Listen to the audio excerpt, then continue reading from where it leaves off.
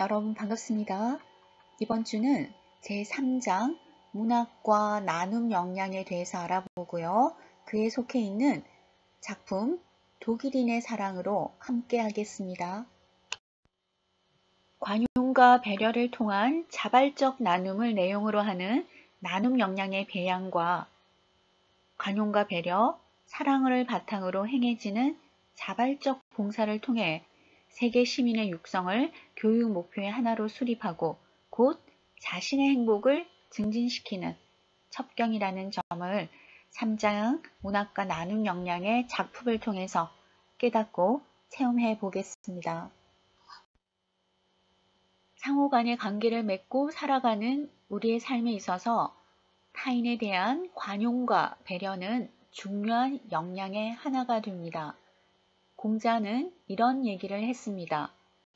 불환과이 환불균. 여러분 한자어 꼭 알아둘게요.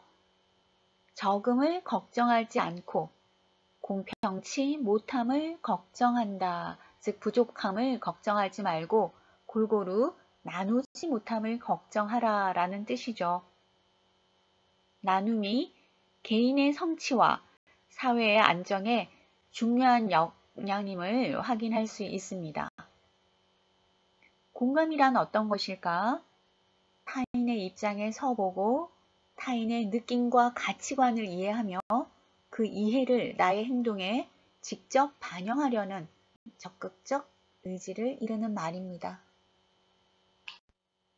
사르트르는 타인은 지옥이라는 말로서 현대인이 겪고 있는 삭막한 삶의 풍경을 압축적으로 보여주었습니다. 또 이웃사촌이라는 단어는요, 더불어 나눔을 실천하는 삶 속에서 환대의 미덕과 공감의 감수성을 키워냈던 진정한 나눔 사회가 우리에게도 존재했음을 알려주고 있습니다. 공동체적 가치가 개인주의적 삶의 논리에 의해 밀려나면서 타인을 불편한 존재로 여기는 경향이 자리 잡게 되었죠.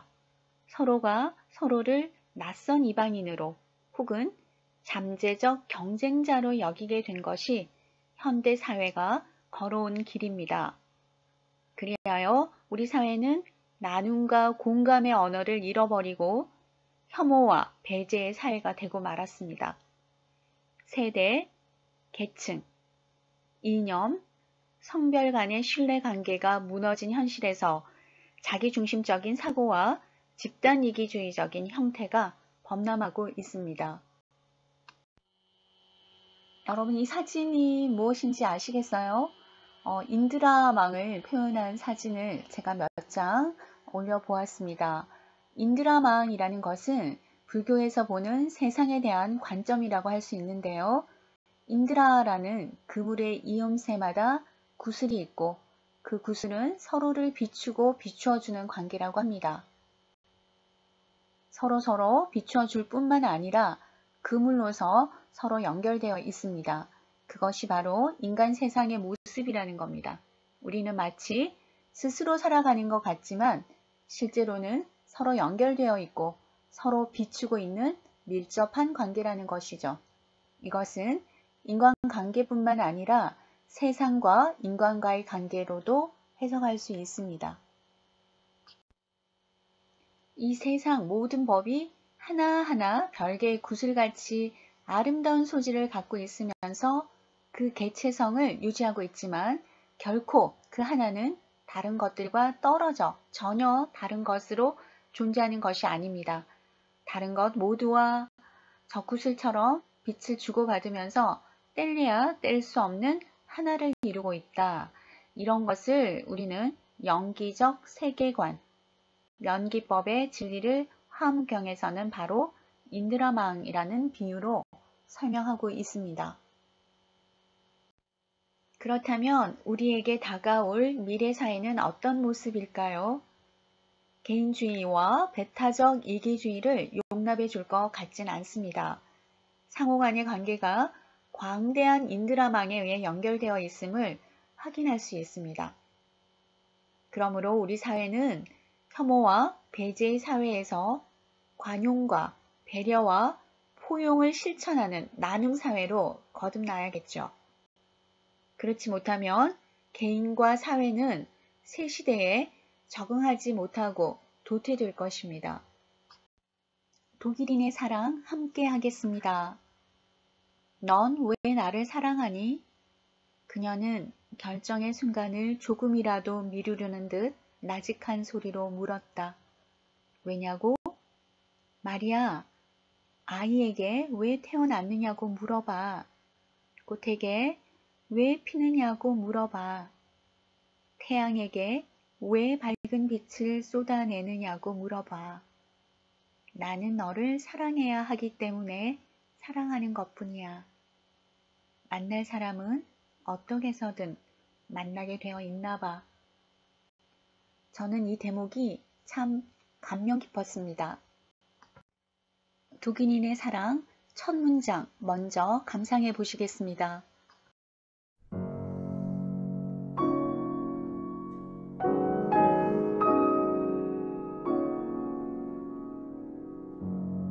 어린 시절에는 비밀과 신비가 깃들어 있다. 그러나 어느 누가 그 시절의 비밀과 신비를 얘기하고 설명할 수 있을까? 우리는 모두 어린 시절이라는 고요한 신비의 숲을 지나왔다.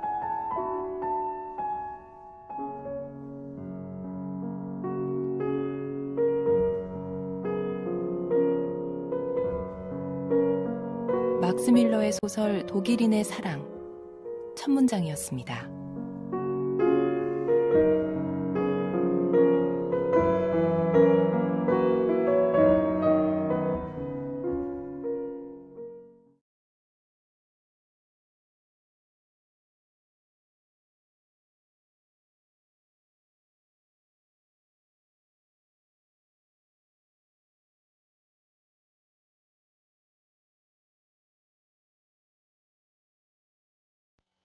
독일인의 사랑은 신분이 높고 낮음이 엄격한 사람들의 세상, 내 것과 남의 것이 결코 같지 않은 타인들뿐인 어른의 세상, 하지만 그것을 전혀 개의치 않은 순수한 소년이 성장하면서 오직 한 여인을 사랑하고 그로 인해 온 인류를 사랑하는 법을 깨닫게 되는 참사랑의 과정을 담은 책입니다. 독일인의 사랑, 작가 소개, 해설, 줄거리, 구성 등을 살펴보겠습니다. 동양학, 비교 언어학의 세계적 권위자였던 막스 밀러는 유명한 슈베르트의 연가곡 아름다운 물방앗간의 처녀, 겨울 나그네의 노랫말을 쓴 독일의 낭만적 서정시인 빌헬럼 밀러의 아들입니다. 이기적 격정은 이미 사랑이 아님을 나지키 역설한 독일인의 사랑 작품 외에도 막스 밀러는 고대 산스크리트 문학과 신비주의학, 종교의 기원과 생성 등의 저서를 남겼습니다. 처음에는 시인이나 음악가가 되고자 했습니다. 학자이자 시인인 아버지의 영향으로 어릴 때부터 어학에 뛰어난 소질을 보였습니다. 평생을 성실한 학자로 살면서 인도 게르마느의 비교 언어학, 비교 종교학, 비교 신화학의 과학적 방법론을 확립하였습니다. 철학을 담은 사랑에 관한 불후의 고전이다 라는 명성을 갖고 있는 독일인의 사랑은요. 막스 밀러가 전 생애 동안 단 한 편의 소설을 남겼는데 바로 이 독일인의 사랑이 그 작품입니다. 오늘날까지도 감수성에 목마른 수많은 독자들에게 낭만적 감수성을 일깨우고 있습니다. 이 책은 인간에 대한 사랑, 문학, 종교를 모두 아우르며 철학적 사랑을 이야기하고 있죠. 지금까지도 철학을 담은 사랑에 관한 가장 아름다운 고전으로 남아 있습니다. 독일인의 사랑은 사랑에 관한 한 최고의 책이다. 진정한 사랑의 의미는 무엇인지, 사랑을 통해 얻는 것은 무엇이며, 한 개인이 어떻게 변화되는지 등에 관한 내면의 답을 얻을 수 있습니다. 낭만적 사랑의 가르침과 명언을 남긴 막스 밀러의 아름답고 순수한 영혼을 지닌 두 남녀의 고귀한 사랑을 통해 진정한 사랑의 의미가 무엇인지를 되새기게 하는 이야기입니다. 잊히지 않는 낭만적 사랑에 대한 향기라는 이 작품은요, 함축적인 언어로 사랑의 슬픔과 숭고함을 노래합니다. 사랑에 대한 근본적 성찰을 하게끔 만드는 작품이죠. 그만큼 독일인의 사랑은 인간의 본질인 사랑을 아름다운 언어로 만끽할 수 있는 고전 소설입니다. 풍부한 감수성과 시적인 문체로 가득 찬 이 작품이 시인인 소설가가 아닌 독일의 한 언어학자에 의해 쓰여졌다는 것은 놀라운 사실입니다. 그의 문장은 여느 시 구절에도 뒤지지 않습니다. 그의 생애 단 하나의 문학 작품인 독일인의 사랑이 성공을 거두고 지금까지 사랑받는 이유, 언어의 활용이 여느 작품보다 뛰어나기 때문이다 라고 얘기할 수 있겠죠. 단어 하나하나 그냥 쓴 것이 없으며 문체 또한 언어학자로서 그의 고민을 엿볼 수 있습니다. 언어에 대한 사랑과 노력이 이 작품에 고스란히 반영되어 있음을 이야기하고 있습니다. 막스 밀러의 생애 단 하나의 문학 작품인 독일인의 사랑이 성공을 거두고 지금까지 사랑받는 이유는 언어의 활용이 여느 작품보다 뛰어나기 때문인데요. 단어 하나하나 그냥 쓴 것이 없고요. 문체 또한 언어학자로서 그의 고민을 엿볼 수 있습니다. 언어에 대한 사랑과 노력이 작품에 고스란히 반영되어 사랑을 이야기하고 있습니다. 순수한 사랑을 일깨우는 감성적 멜로디 같은 이 작품은요. 주인공인 나는 소년 시절 우연히 영주의 저택을 방문하게 됩니다. 그 저택에서 병약하게 태어나 평생을 병생에서 지내야 하는 마리아라는 여인을 만나 사랑을 나누게 되죠. 그러나 두 남녀 주인공을 통해 드러내고 있는 사랑에 대한 성찰은 결코 단순하지가 않아요. 타인과 타인이 만나 서로를 어떻게 인식하고 받아들여야 하는지, 또한 어떤 방식으로 서로를 사랑해야 하는지에 대한 깨달음이 작품 속에 녹아 들어가 있습니다. 한마디로 작품 전체가 사랑의 본질에 대한 정의를 내리고 있다라고 할 수 있겠습니다. 독일인의 사랑에서 평범한 내가 좋아하는 마리아가 영주의 딸이라는 높은 신분에 속해 있으니까요. 나는 갈등을 느끼고 주변의 반대로 인한 아픔을 겪게 됩니다.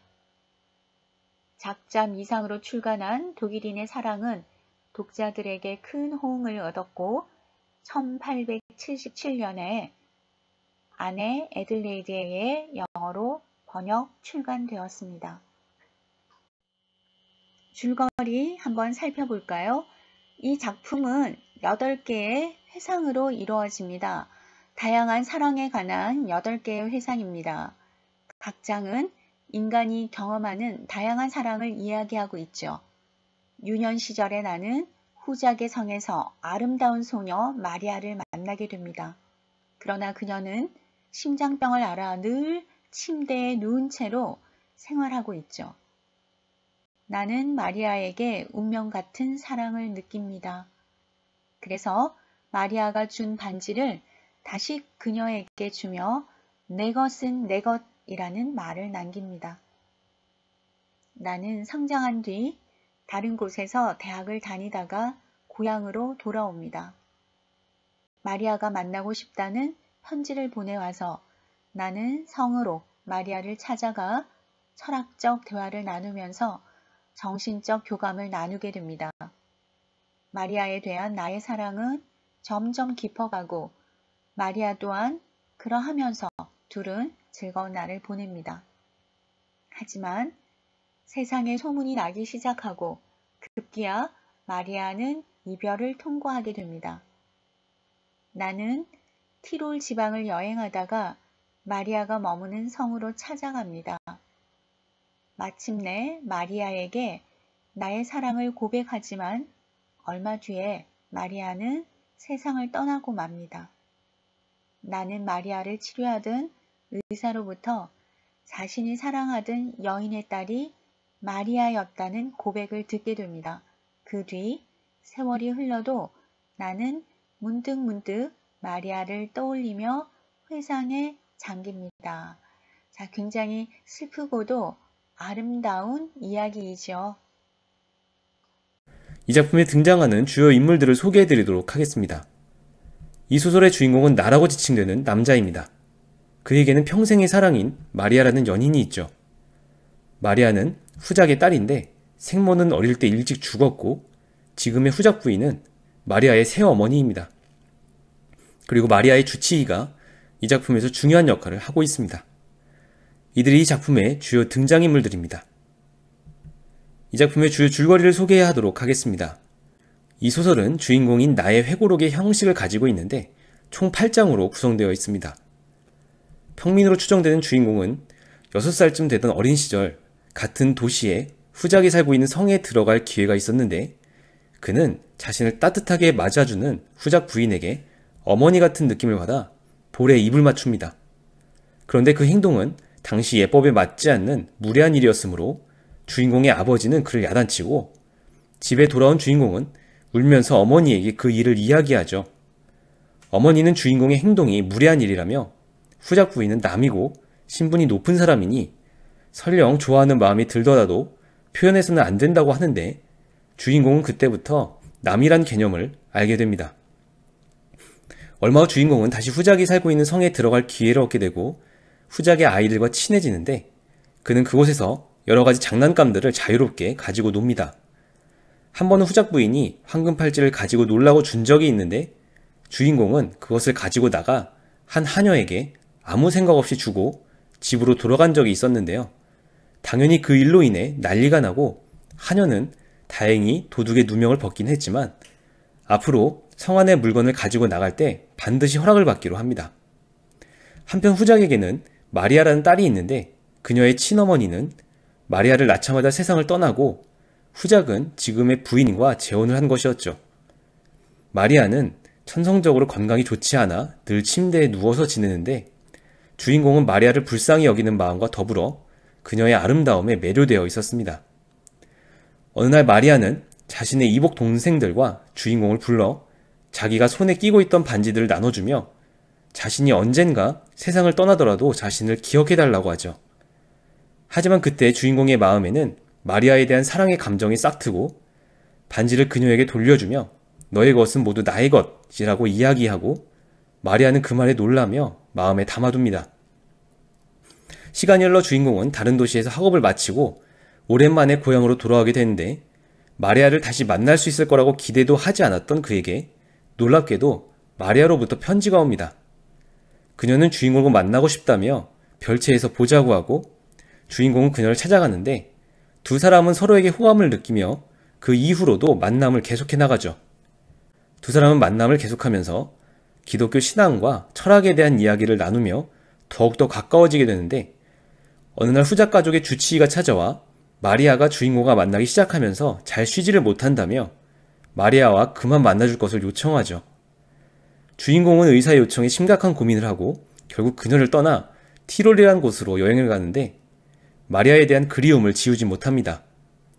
결국 주인공은 마리아에게 돌아가 어떤 대가를 치르더라도 자신의 사랑을 알리고 그녀 곁에 있겠다고 결심하는데 알고 보니 마리아는 요양을 위해 티롤의 별장에 와 있었죠. 티롤의 별장에 찾아간 주인공은 마리아와 다시 만나고 두 사람은 그동안에 있었던 이야기를 나누다가 주인공은 마리아에게 자신의 사랑을 고백합니다. 급작스러운 주인공의 고백에 마리아는 당황하여 제대로 대답을 못하고 주인공은 낙심한 채로 별장에서 나와버리죠. 다음날 주인공은 마리아로부터의 편지를 받는데 오늘은 손님들이 오고 내일은 의사가 올 것이니 모레 다시 만나자는 내용이었습니다.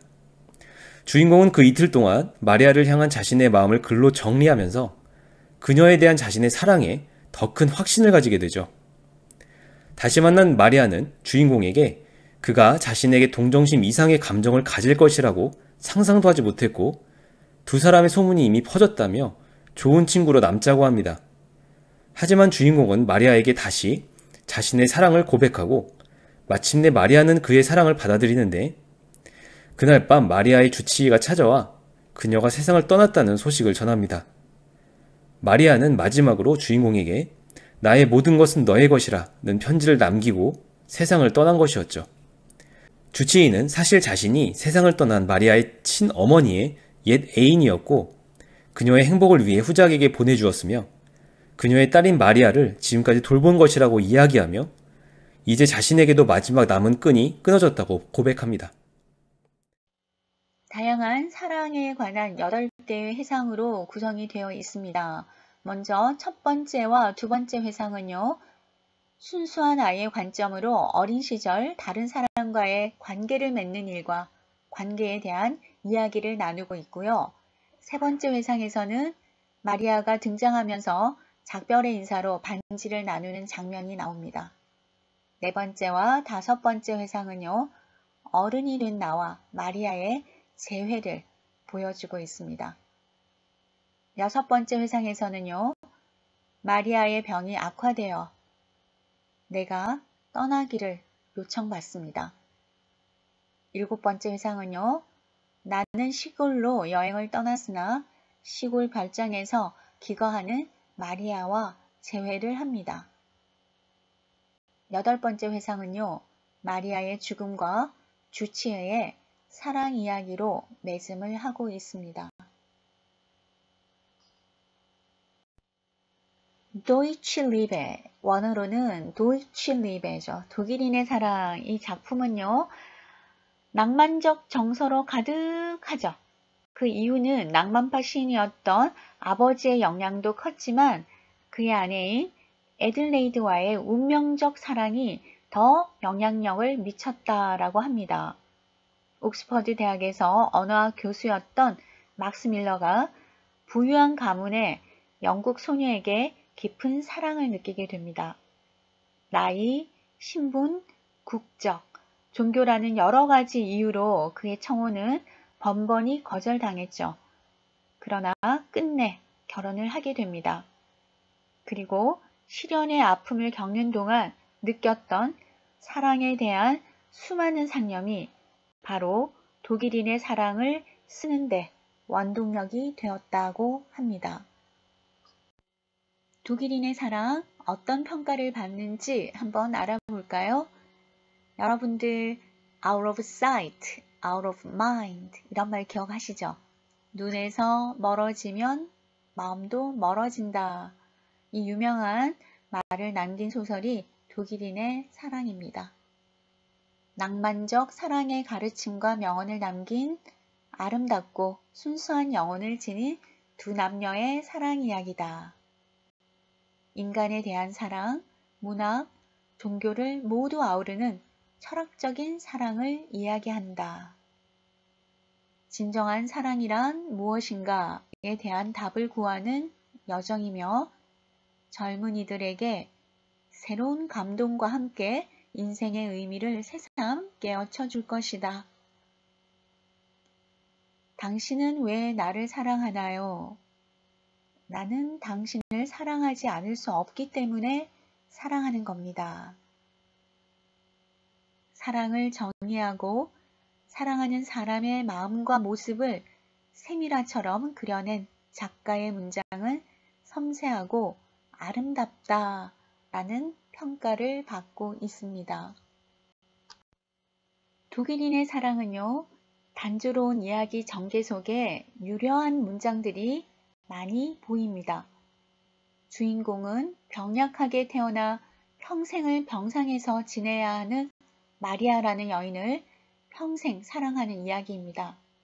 작품 전체가 사랑의 본질에 대한 정의를 내리고 있고 마리아를 향한 사랑에는 어떠한 이유도 조건도 들어있지 않습니다. 하늘에 태양이 떠 있듯이 들판에 꽃이 피어나듯이 그녀가 존재하기 때문에 사랑을 할 수밖에 없다. 그 어떤 것에도 구애받지 않고 존재 그 자체만으로도 모든 것을 아우를 수 있는 사랑. 세상에 어느 누구도 사랑을 모르는 사람은 없겠죠. 그러나 세상에 어느 누구도 그 사랑을 완벽하게 정해주지는 못합니다. 세상에 태어난 인간의 숫자만큼 아니면 그보다 몇 배는 더 많은 수의 사랑이 존재하겠죠. 하지만 그 모양과 성격은 하나도 똑같은 것이 없답니다. 이 작품은요, 눈길을 사로잡을 만한 어떠한 사건도 등장인물들을 방해할 만한 비극적 요인이나 갈등도 존재하지 않습니다. 이번 시간에는 제3장 문학과 나눔 역량의 독일인의 사랑으로 함께 하였습니다. 강의 들으시느라 수고 많이 하셨습니다.